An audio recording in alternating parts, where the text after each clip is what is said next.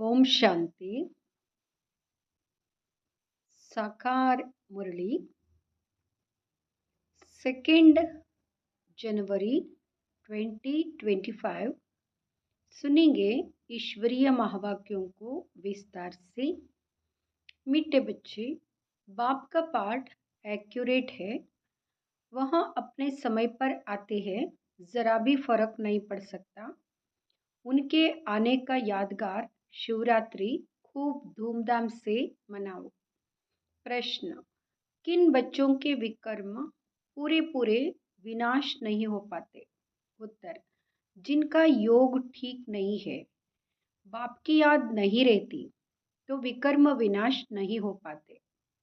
योगयुक्त ना होने से इतनी सद्गति नहीं होती, पाप रह जाते हैं, फिर पद भी कम हो जाता है। योग नहीं तो नाम रूप में फंसे रहते हैं, उनकी ही बातें याद आती रहती है, वह देही अभिमानी रह नहीं सकते। गीत: यह कौन आज आया सवेरे सवेरे। ओम शांति।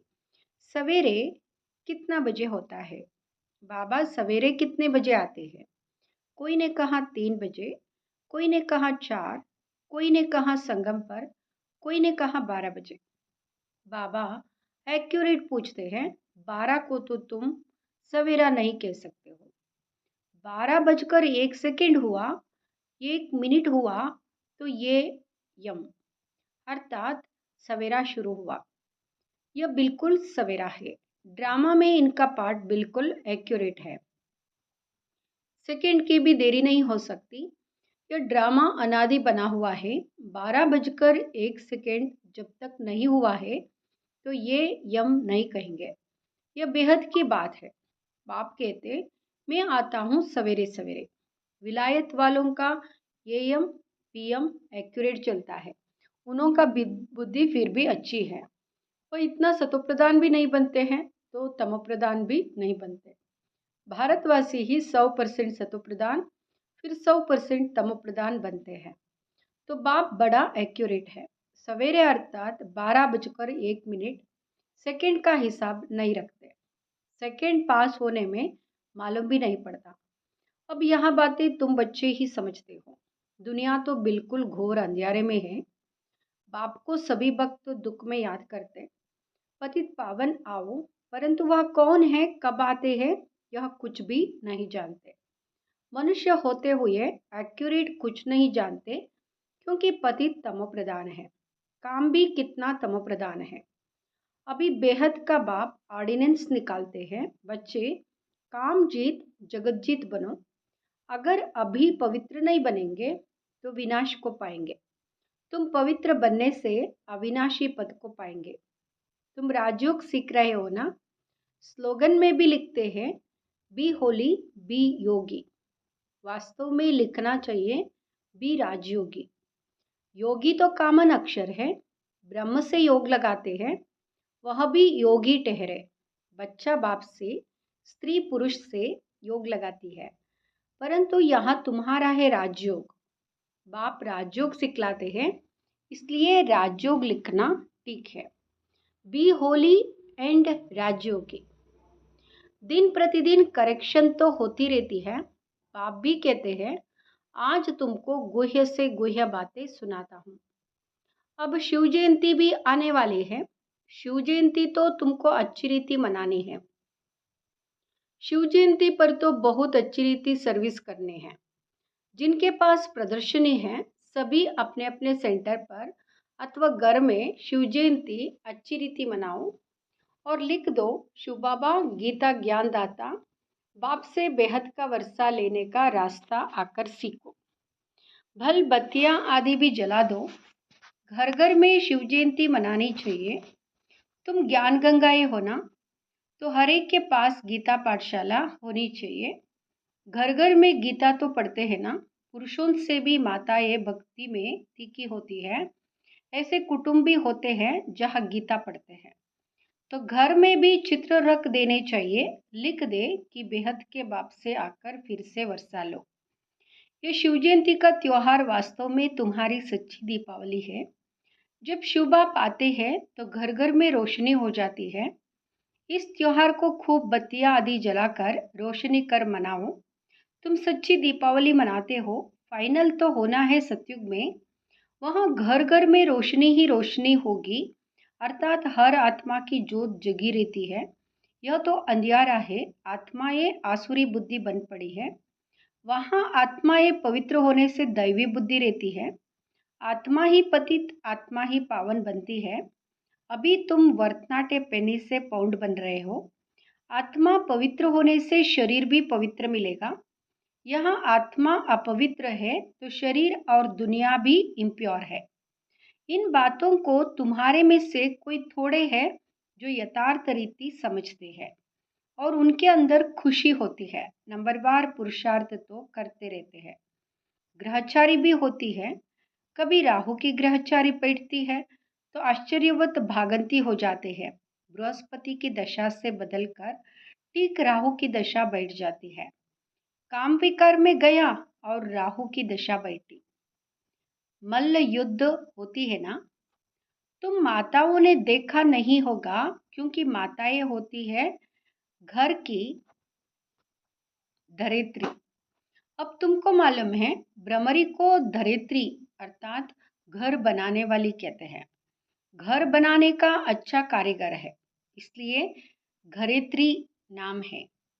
कितनी मेहनत करती है, वो भी पक्का मिस्त्री है। 2-3 कमरा बनाती है, 3-4 कीड़े ले आती है। वैसे तुम भी ब्राह्मणिया हो। चाहे 1-2 को बनाओ, चाहे 10-12 को, चाहे 100 को, चाहे 500 को बनाओ। मंडप आदि बनाते हो, यह भी घर बनाना हुआ ना। उनमें बैठ सबको भूभू करते हो। फिर कोई तो समझकर कीड़े से ब्राह्मण बनते, कोई सड़ा हुआ निकलते हैं, अर्थात इस धर्म के नहीं है। इस धर्म वालों को ही पूरी रीति टच होगा। तुम तो फिर भी मनुष्य हो ना। तुम्हारी ताकत उनसे भ्रमरी सी तो जास्ती है। तुम 2000 के बीच में भी भाषण कर सकते हो। आगे चल 4-5 हजार की सभा में भी तुम जाएंगे। भ्रमरी की तुम्हारे से भेंट है। आजकल सन्यासी लोग भी बाहर विदेशों में जाकर कहते, हम भारत का प्राचीन राजयोग सिखाते हैं। आजकल माताएं भी गेरू कफनी पहनकर आती है, फॉरिनर्स को टक्कर आती है। उनको कहती है, भारत का प्राचीन राजयोग भारत में चलकर सीखो। तुम ऐसे थोड़े ही कहेंगे कि भारत में चलकर सीखो। तुम तो फॉरेन में जाएंगे तो वहाँ ही बैठ समझाएंगे, यह राजयोग सीखो तो स्वर्ग में तुम्हारा जन्म हो जाएगा। इसमें कपड़ा आदि बदलने की बात नहीं है।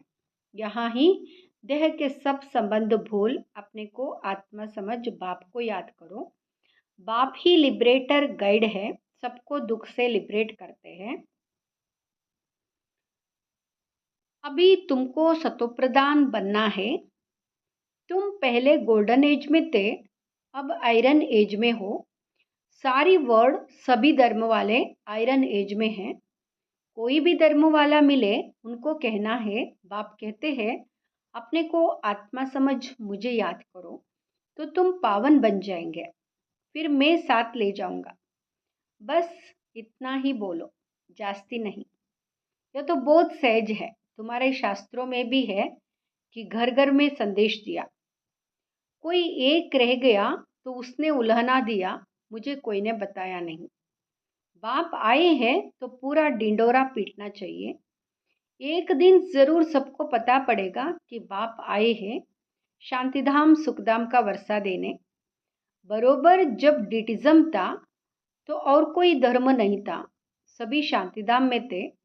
ऐसे ऐसे ख्यालत चलने चाहिए, स्लोगन बनाने चाहिए। बाप कहते हैं, देह सहित सब संबंधों को छोड़ो, अपने को आत्मा समझ मुझ बाप को याद करो तो आत्मा पवित्र बन जाएगी। अभी आत्माएं अपवित्र है, अभी सबको पवित्र बनाए। बाप गाइड बन वापस ले जाएंगे। सब अपने अपने सेक्शन में चले जाएंगे। फिर डीटी धर्म वाले नंबरवार आएंगे। कितना सहज है। यह तो बुद्धि में धारण होना चाहिए। जो सर्विस करते हैं वह छिपे नहीं रह सकते। डिसर्विस करने वाले भी छिप नहीं सकते। सर्विसेबल को तो बुलाते हैं। जो कुछ भी ज्ञान नहीं सुना सकते उनको थोड़े ही बुलाएंगे, वह तो और ही नाम बदनाम कर देंगे। कहेंगे बीके ऐसे होते क्या, पूरा रिस्पॉन्ड भी नहीं करते, तो नाम बदनाम हुआ ना। शिव बाबा का नाम बदनाम करने वाले ऊंच पद पा ना सके। जैसे यहाँ भी कोई तो करोड़पति है, पद्मपति है, कोई तो देखो भूख मर रहे हैं, ऐसे बेगर्स भी आकर प्रिंस बनेंगे। अभी तुम बच्चे ही जानते हो, वही श्री कृष्ण जो स्वर्ग का प्रिंस था, वह फिर बेगर बनते हैं, फिर बेगर टू प्रिंस बनेंगे। यह बेगर थे ना, थोड़ा बहुत कमाया, वह भी तुम बच्चों के लिए, नहीं तो तुम्हारी संभाल कैसे हो। यह सब बातें शास्त्रों में थोड़ी ही है, शिव बाबा ही आकर बतलाते हैं। बरोबर यह गांव का छोरा था, नाम कोई श्री कृष्ण नहीं था। यह आत्मा की बात है, इसलिए मनुष्य मूंझे हुए हैं। तो बाबा ने समझाया, शिव जयंती पर हर एक घर घर में चित्रों पर सर्विस करे, लिख दे कि बेहद के बाप से 21 जन्मों के लिए स्वर्ग की बादशाही सेकेंड में कैसे मिलती है, सो आकर समझो। जैसे दिवाली पर मनुष्य बहुत दुकान निकाल बैठते हैं, तुमको फिर अविनाशी ज्ञान रत्नों का दुकान निकाल बैठना है। तुम्हारा कितना अच्छा सजाया हुआ दुकान होगा।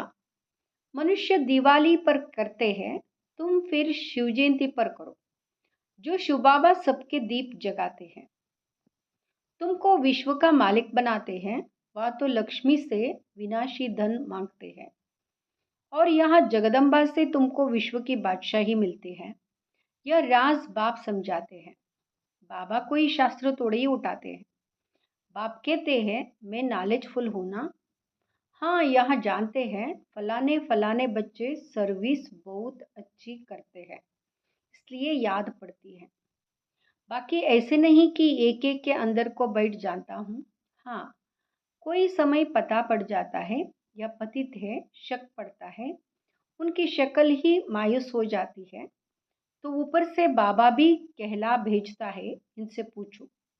यह भी ड्रामा में नूंद है, जो कोई कोई के लिए बताते हैं, बाकी ऐसे नहीं सबके लिए बताएंगे।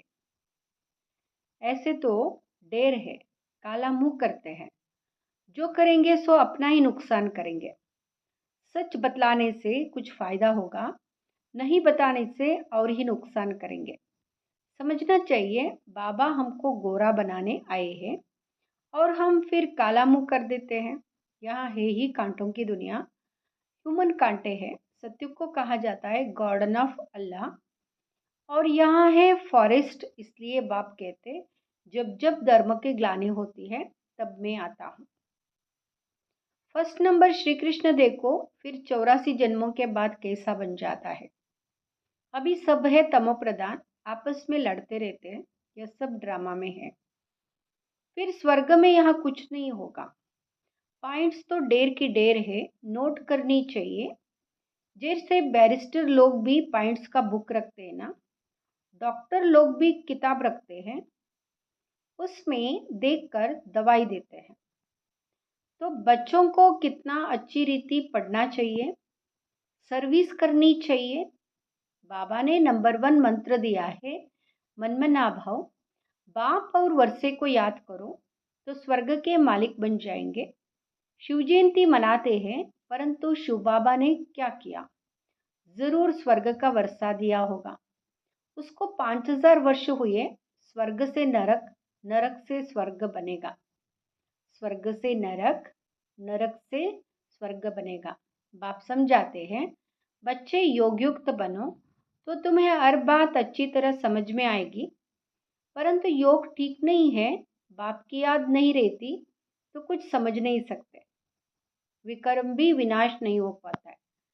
योगयुक्त ना होने से इतनी सदगति भी नहीं होती है, पाप रह जाते हैं, फिर पद भी कम हो जाता है। बहुत है, योग कुछ भी नहीं है, नाम रूप में फंसे रहते हैं, उनकी ही याद आती रहेगी, तो विकर्म विनाश कैसे होंगे। बाप कहते हैं देही अभिमानी बनो। अच्छा, मीठे मीठे सिकिलदे बच्चों प्रति माता पिता बाप दादा का याद प्यार और गुड मॉर्निंग। रूहानी बाप की रूहानी बच्चों को नमस्ते। हम रूहानी बच्चों के रूहानी माता पिता बाप दादा को याद प्यार गुड मॉर्निंग और नमस्ते। शुक्रिया बाबा, शुक्रिया। धारणा के लिए मुख्य सार। फर्स्ट, शिव जयंती पर अविनाशी ज्ञान रत्नों का दुकान निकाल सेवा करनी है। घर घर में रोशनी कर सबको बाप का परिचय देना है। दूसरा, सच्चे बाप से सच्चा होकर रहना है। कोई भी विकर्म करके छिपाना नहीं है। ऐसा योग युक्त बनना है जो कोई भी पाप रह ना जाए।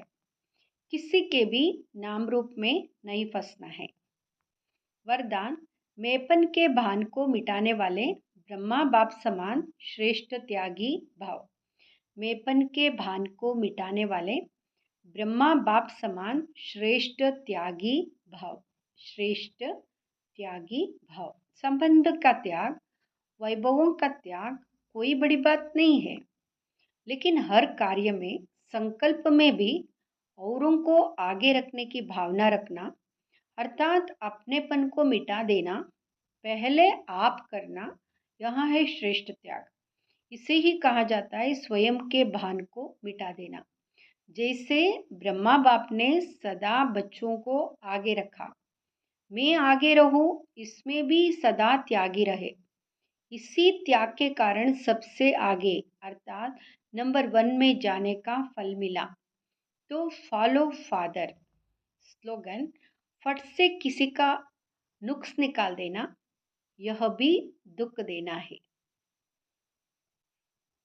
ओम शांति।